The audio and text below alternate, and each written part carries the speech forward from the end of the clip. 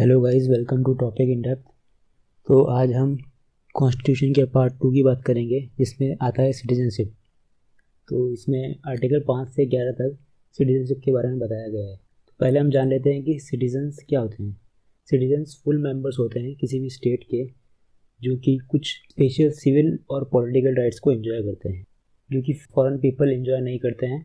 ये राइट्स क्या क्या हो सकते हैं, जैसे कि वो पॉलिटिकल पार्टी बना सकता है, प्रेसिडेंट बन सकता है, देश का प्राइम मिनिस्टर बन सकता है, और जजेस के पोस्ट पे नियुक्त हो सकता है, और उसे पब्लिक मैटर में एम्प्लॉयमेंट मिलने में भी इक्वलिटी मिलेगी, और उसे फ्रीडम ऑफ स्पीच मिलता है, फ्रीडम ऑफ एक्सप्रेशन मिलता है, राइट टू वोट मिलता है, और बहुत सारे अदर बेनिफिट्स भी मिलते हैं। तो ये होता है एक सिटीज़न। अब हम शुरुआत करते हैं आर्टिकल्स की। तो आर्टिकल 5 में क्या बताया गया है, उस समय के बारे में बताया गया है जब देश आज़ाद हुआ था कि आप कैसे नागरिकता ले सकते हैं। इसमें 3 तरीक़ों से नागरिकता के बारे में बताया गया है कि आप 3 तरीके से नागरिकता ले सकते हैं। पहला ये कि आपका जन्म इंडिया में हुआ हो, भारत में हुआ हो। दूसरा ये कि अगर आपके माता पिता का जन्म भारत में हुआ हो। और तीसरा इसमें ये है कि अगर आप संविधान लागू होने से पहले, संविधान लागू होने के 5 साल पहले से अगर आप देश में रह रहे हो, मतलब 26 जनवरी 1950 को संविधान लागू हुआ और 1945 से आप अगर रह रहे हो, तो भी आपको भारत की नागरिकता दी जाएगी। आर्टिकल 6 में बताया गया है कि जो पाकिस्तान से आए हुए लोग हैं भारत में, जैसा कि हम जानते हैं कि 1947 में जब विभाजन हुआ था, तो पाकिस्तान और भारत दोनों के लोगों को चॉइस दी गई थी कि आपको जहाँ पर जाना है आप जा सकते हैं। तो इसलिए कुछ लोग जो पाकिस्तान से भारत आए, उन्हें नागरिकता देने के लिए आर्टिकल 6 को इंक्लूड किया गया, जिसमें परमिट सिस्टम भी लगाया गया। 19 जुलाई 1948 से पहले जो भी इंसान पाकिस्तान से भारत आया, उसे नागरिकता मिल गई बिना कुछ करे। लेकिन 19 जुलाई 1948 को एक कानून पास किया गया, जिसके अनुसार 19 जुलाई 1948 के बाद जो भी इंसान पाकिस्तान से भारत आएगा, उसको एक परमिट की ज़रूरत पड़ेगी, एक तरह से रजिस्ट्रेशन कराना पड़ेगा आपको, और उसके 6 महीने बाद उसको नागरिकता दी जाएगी। तो ये था आर्टिकल 6, इसमें परमिट की रिक्वायरमेंट होती थी सिटीजनशिप एक्वायर करने के लिए। फिर आर्टिकल 7, आर्टिकल 7 में उन लोगों के बारे में बताया गया है जो पहले भारत से पाकिस्तान गए, लेकिन बाद में फिर पाकिस्तान से वापस आ गए कुछ ही समय बाद।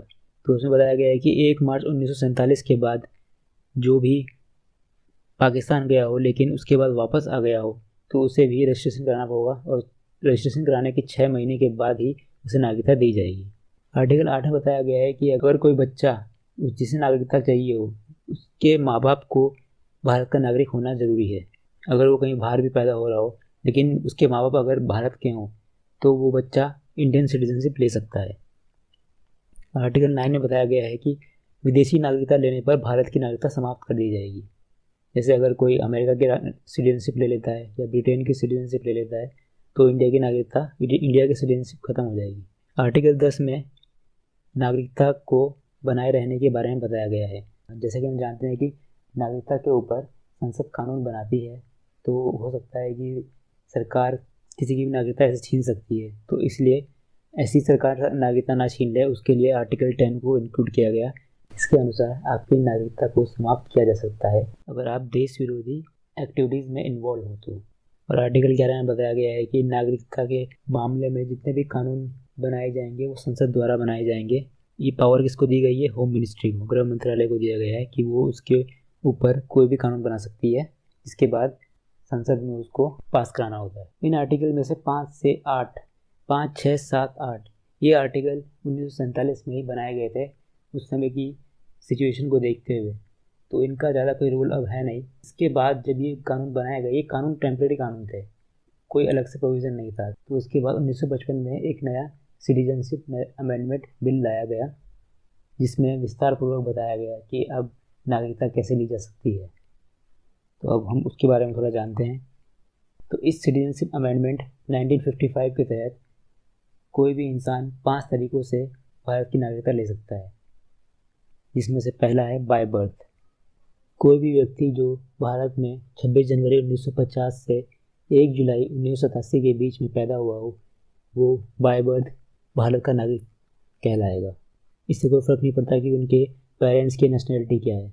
लेकिन 1 जुलाई 1987 के बाद अगर कोई भी इंसान, कोई भी व्यक्ति भारत में पैदा हुआ है, तो उसके किसी एक पेरेंट का, चाहे वो फादर हो या मदर, सिटीज़न होना ज़रूरी है। इसके बाद इसको दोबारा चेंज किया गया और इसमें अमेंडमेंट लाने के बाद 3 दिसंबर 2004 को एक क्लॉज और डाल दिया गया कि या तो दोनों पेरेंट्स सिटीज़न होने चाहिए इंडिया के, या फिर एक पेरेंट सिटीज़न होना चाहिए और दूसरा पेरेंट इलीगल माइग्रेंट नहीं होना चाहिए। और इसके तहत जो फॉरेन डिप्लोमेट्स के जो चिल्ड्रन होते हैं, जो बच्चे होते हैं, इंडिया में सिटीजनशिप को एक्वायर नहीं कर सकते, सिटीजनशिप नहीं ले सकते। दूसरा है बाय डिसेंट। 26 जनवरी 1950 से लेकर 10 दिसंबर 1992 तक 1992 तक कोई भी व्यक्ति जो बाहर पैदा हुआ हो का फादर अगर इंडिया का हो तो उसको भारत की नागरिकता दी जाएगी। इस कानून में थोड़ा सा भेदभाव किया गया था कि इसमें से फादर के बारे में बोला गया था कि अगर उसका पिता भारत का नागरिक हो तो ही उसे नागरिकता दी जाएगी, लेकिन बाद में इसको चेंज किया गया 10 दिसंबर 1992 को, और इसमें कोई भी चाहे फादर हो चाहे मदर हो, कोई भी अगर सिटीजन ऑफ इंडिया है तो उसके बच्चे को भी सिटीजनशिप दी जा सकती है। इसके बाद इसमें एक और नया अमेंडमेंट लाया गया जो कि 3 दिसंबर 2004 को आया। अब इसके अकॉर्डिंग कोई भी बच्चा इंडिया के बाहर पैदा हुआ है तो उसके पेरेंट्स इंडियन सिटीजन होने चाहिए और उसके जो बर्थ है उसको रजिस्टर कराना होता है इंडियन कॉन्सुलेट में 1 साल के अंदर अंदर। तीसरा है बाय रजिस्ट्रेशन। रजिस्ट्रेशन के थ्रू आपको 7 साल पहले भारत में बिताने होंगे, उसके बाद इसके लिए अप्लाई करना होगा। चौथा है बाय नेचुरलाइजेशन। नेचुरलाइजेशन का मतलब है देसीकरण।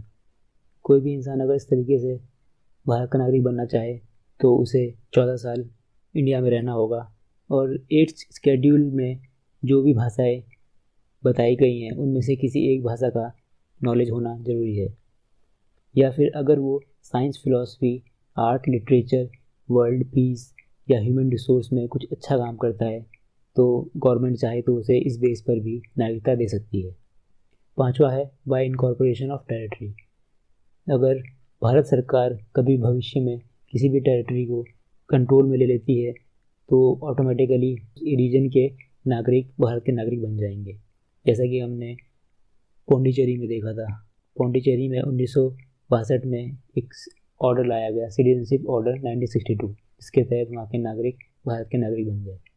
हम ये जान चुके हैं कि सिटीजनशिप कैसे एक्वायर की जाती है, लेकिन सिटीजनशिप कैसे लॉस की जाती है, कैसे गंवाई जा सकती है, उसके बारे में हम थोड़ा जान लेते हैं। सिटीजनशिप गंवाने के 3 तरीके हैं। पहला है रिनंसिएशन। रिनंसिएशन में कोई भी इंसान डिक्लेयर कर सकता है कि अब वो भारत का नागरिक नहीं है, एक रजिस्ट्रेशन करके तो उसकी नागरिकता छीन ली जाएगी। दूसरा है टर्मिनेशन। कोई भी नागरिक, भारतीय नागरिक अगर किसी और देश की नागरिकता ले लेता है, फ्रांस, जर्मनी, इटाली, रशिया, तो उसकी नागरिकता समाप्त कर दी जाएगी। तीसरा है डिप्रीवेशन। डिप्रीवेशन मतलब जब गवर्नमेंट ही आपको नागरिकता से वंचित रखे।